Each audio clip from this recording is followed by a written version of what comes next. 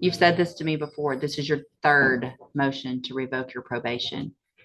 You're on probation for being part of going to a home with people in masks and guns. Welcome to Rebel Chaser. My name is Gail, and I have a clip for you from Judge Raquel West. I always want to call her Raquel Welch, but it's Raquel West at the 252nd District Court in Texas. She has a defendant in her courtroom who has had several chances to get things right, and he still can't. But I'll let you guys watch. Good morning. Are you Darrell Wayne Johnson Jr.? Good morning. And Mr. Johnson was previously in court, entered pleas of true to counts 1, 3, and 6 in each of these motions to revoke unadjudicated probation. Was placed on probation in each of these cases January of 2019 for aggravated robbery. And this, I've received an updated pre-sentence report. Have you both had an opportunity to review that? I have, Your Honor. I have your Any additions or corrections to that report? None that I'm aware of, Judge. this argument, Judge, but I would like to present evidence on Yes, ma'am. 2, 4, and 5. If we may hear them together. Yes, for sure. Good morning. Would you please state your name for the record? Rachel Lopez. And Ms. Lopez, would you raise your right hand? Do you swear or affirm the testimony you're going to give in this hearing will be the truth, the whole truth, and nothing but the truth, so help you God? Thank you, ma'am. Go ahead. Ms. Lopez, how are you? I'm a probation officer with the. How long have you been with the department? I have been with the department for 5 years. And is it one of your responsibilities as a probation officer to supervise an individual you know by the name of Darrell Wayne Johnson Jr.? Yes. Do you see Mr. Johnson Jr. in the courtroom here today? I do. Would you please identify him before we close the swearing? He's here in the orange jumpsuit. Or may the record reflect Ms. Lopez has identified the defendant? Yes, ma'am. The record will reflect. Thank you. Ms. Lopez, when Mr. Johnson was initially placed on probation back in 2019, would it have been customary for him to be familiarized with all of the rules and conditions that this court imposes upon him? Yes, it would have taken place at his initial office visit. In his initial intake, somebody would have gone over step by step all of the rules and conditions that Judge West would require him to adhere to while on probation. Yes, And during your time of supervision, has Mr. Johnson failed to adhere with any of those conditions? yes, Was he ordered by this court as a condition of probation to work faithfully at suitable employment and provide you with verification of such? yes. And to your best of your knowledge, has he done so? He is not. Was Mr. Johnson also ordered by this court to participate in the GED program? Yes, To your knowledge, has he received his GED and provided you with verification of that? Was Mr. Johnson also required as a condition of his 2 probation terms to complete the moral recognition or MRT therapy program? yes, And has he successfully done that? no, In addition, Mr. Johnson has also committed other violations that he has pled true to, including failing to report to you, providing dirty UA samples, and not being up to date on his fees. correct. Judge Raquel. All right. Any questions, Mr. I Parker? just a couple. So Mr. Johnson's claimed that he's taken his GED, he's been doing the class for the GED, he was about to take his test. I mean, would you know that you wouldn't know that unless he told you that to provide you verification of that, If correct? he provided verification of progress in his classes, I would know that. Yeah. Otherwise, there would be no way of knowing. So it's possible he could be telling the truth about that he's taken done the class, it just has to take the test, correct? It's possible, but he's also required to provide verification. I understand. And the same thing with employment. He could be working, but you don't have any way of knowing that if he doesn't report to you where he's working. True. Okay. And you would have told him about the MRT class at the initial Yes, interview with that was him? part of his initial condition. Okay. Further question, Judge? All right. Anything else, Ms. Bumpino? No, I'm just sorry. All right. Thank you, ma'am. Any witnesses with regard to those No, Your Honor. 2, 4, and 5? No, Your Honor. Okay. Then at this time, based on, I mean, I'll let my client address those issues in his argument because I don't believe I believe it's best he just addresses those in what he wants to tell the court. okay. I think it's consistent. Okay. So then based on the testimony, I am going to find counts 2, 4, and 5 true. And there was no agreement. This was unagreed. The underlying offenses are both same. Aggravated robbery, first-degree felonies. All right, Mr. Parker, you may proceed. Your Honor, this is, a tough case. I've talked to Mr. Johnson at length. He's young, and the court hears this all the time, and he's been given chances. However, I think it's taking him sitting in jail for some period of time to realize, how serious this is and how serious we should take probation. I think one of the problems is something I hear quite often. I think the court does too, is that, a defendant doesn't report to the probation officer, and they get scared, or they know they haven't shown up, and they're afraid that they're going to get arrested if they show up, instead of reaching out to probation and asking for help. And it just snowballs where you have all these, failure to report and things such as that. And he,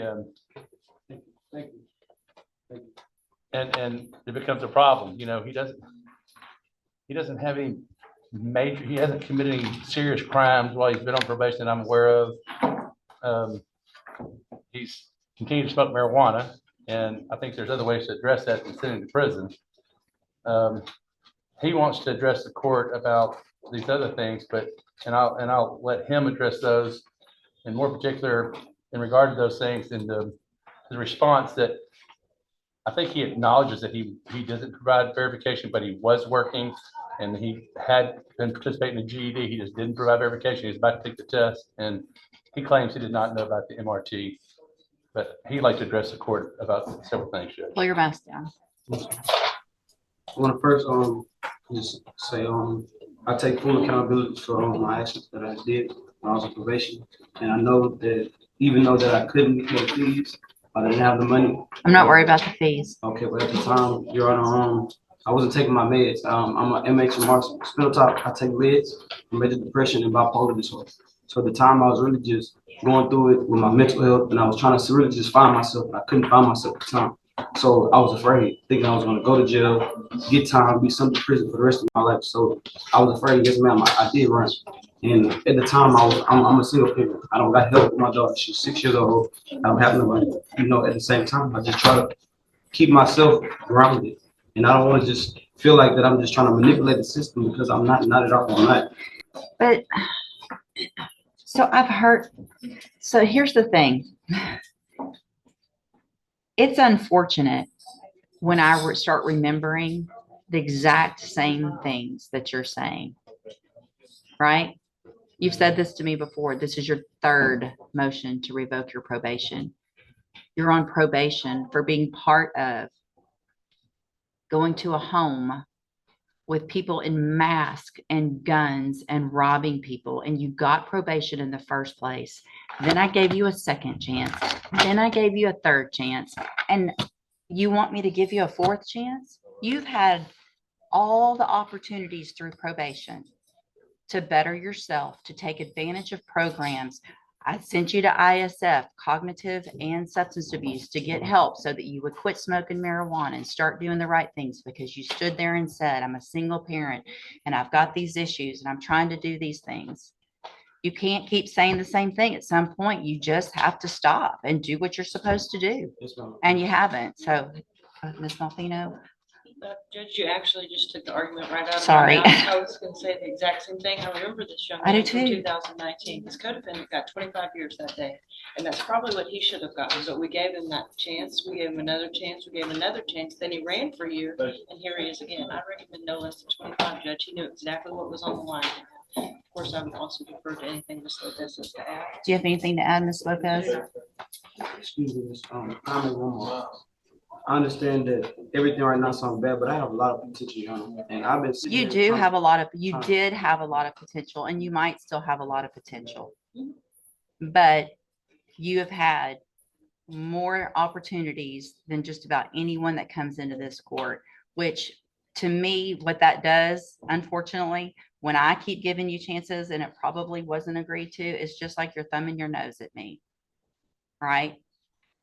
She's not going to send me to prison. She didn't the first time. She didn't the second time. She didn't the third time. It's all good. I'm just going to go in and I'm going to just say I need some help. I need help.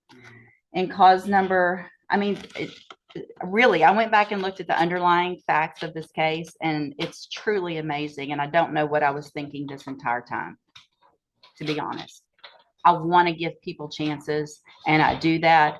And a lot of times people take advantage of them. But the fact that you have taken advantage of me now 4 times, cause number 28822, I'm going to find, again, you entered your pleas of true to counts 1, 3, and 6 freely and voluntarily. I'm going to find, again, counts 2, 4, and 5 true, find sufficient evidence to find you guilty, and at this time, find you guilty of aggravated robbery.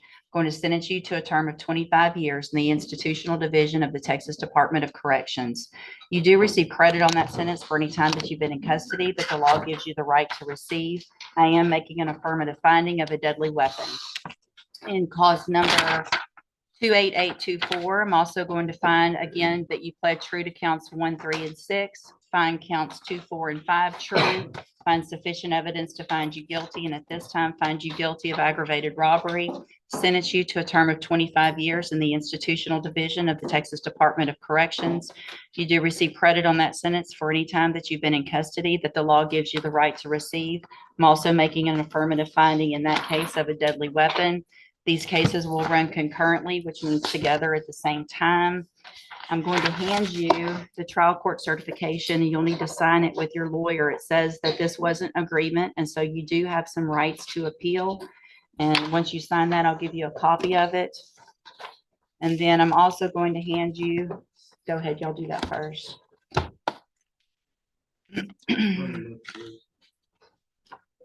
I'll take it back to later. That's fine. I'm also handing you the trial court certification. You can just give them, I can here, give it to me.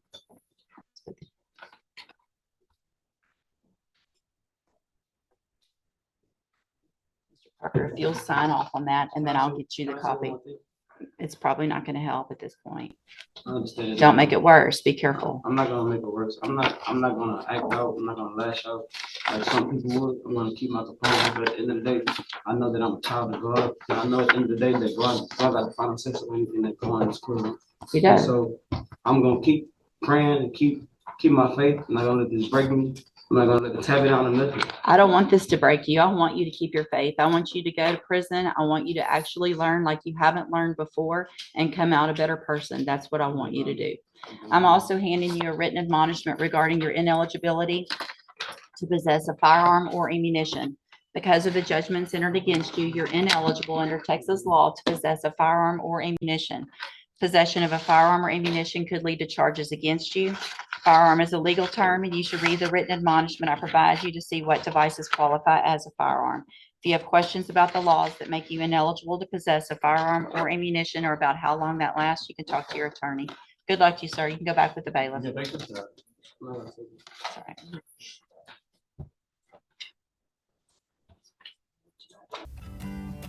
I am such a pushover that I would never have been able to do what she just did.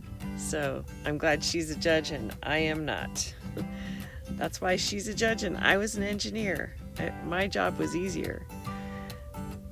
I wasn't expecting 25 years. He certainly wasn't expecting 25 years. And when he said he was a child of God, that it just broke my heart. Although this was all his doing, it still broke my heart. So anyway, kudos to her for doing what needed to be done. And thank you guys so very much for watching, and I'll see you next time.